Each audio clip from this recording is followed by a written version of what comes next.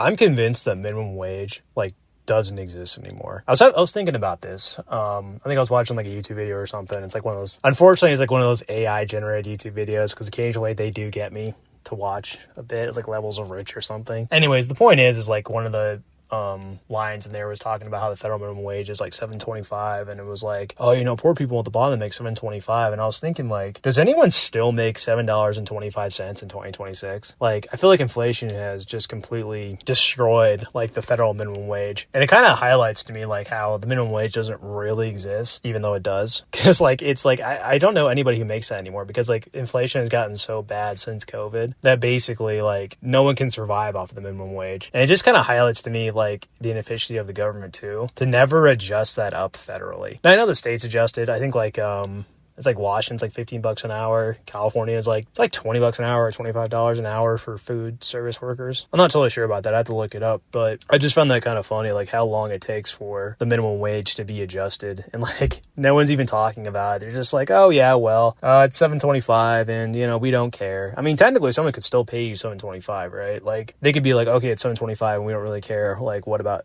anything about inflation? And that's kind of like scary in a sense, right? Like, they don't ever adjust it down, like up at all. It takes them like forever, because I don't think it's been adjusted up since 2009. And it's like, okay, so what happens when like the economy turns south and businesses realize, oh, okay, we can pay them $7.25 even though inflation has gotten so out of whack, and even during an economic downturn, it's like they're not gonna, like, deflation doesn't happen. It's always inflationary. I know there's like really brief periods, like 2008 I think was the last deflationary year, and it was something like 0.5% or something in 2008, and that was like an economic catastrophe. So deflation's never going to happen. So like, what happens when you have a $7.25 minimum wage? There's no protection for workers as far as like adjusting the minimum wage up to, you know, something reasonable, even if nobody's going to make that or make well above that, and the economy turns south, and all of a sudden it's like, okay, well, we don't really care about like you guys having to live comfortably or, you know, at all really, so here's $7.25 and you guys have to just deal with it. I don't know, like, and I think it's kind of hard to approach too, because it's like, you know, ultimately you should strive to make more minimum wage.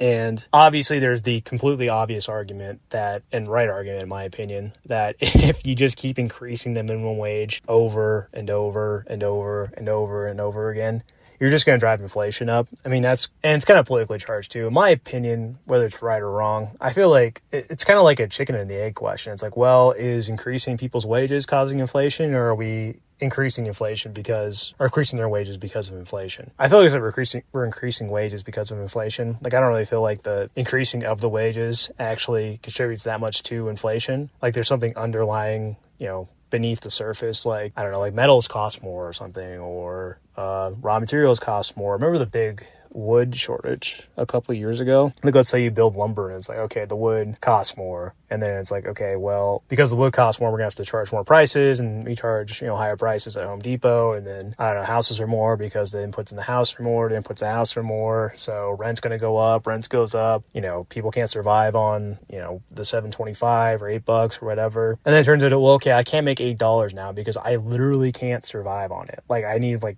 20 roommates, and we're going to be sharing like a garage door.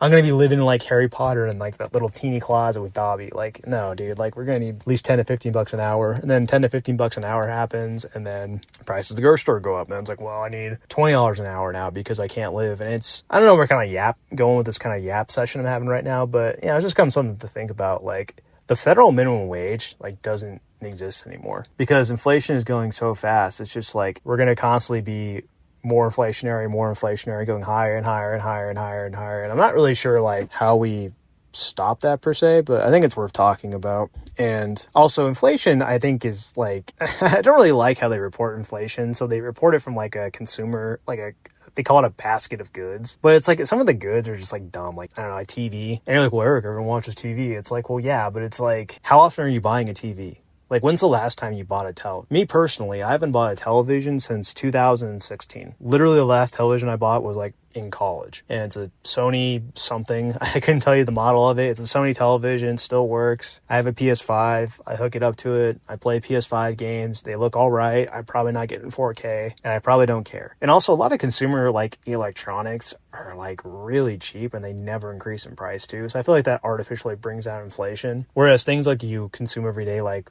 I don't know, food, right? Water, not water, but like food. I mean, you consume water every day, but you're not like, you know, you're not paying for it at the grocery store. That's what I mean. But yeah, like your food costs, like everything you have to eat to live. And that is always going up. And that feels like it goes up way more than like 3% or 4%. I feel like it goes up like 10% at a minimum. You know, there's some people saying things like, oh, I went to the store, my meat's gone up like $100. It's not $100, 100%. It went from like $6 to $12 or something like in a year, that kind of thing. So I don't know. I just kind of was thinking about the absurdity of like the minimum wage as it sits right now, and kind of thinking of like, you know, should we increase the minimum wage? Like, would that do anything? Would that make the problem worse? I don't know. It's my channel, and I wanted to have a yap sesh that isn't like related to the unemployment. And yeah, if you're new, you like what I'm yapping about, you know, subscribe. If you don't, let me know how much the video sucked and how pointless it was in the comments. And yeah, till next time, take care.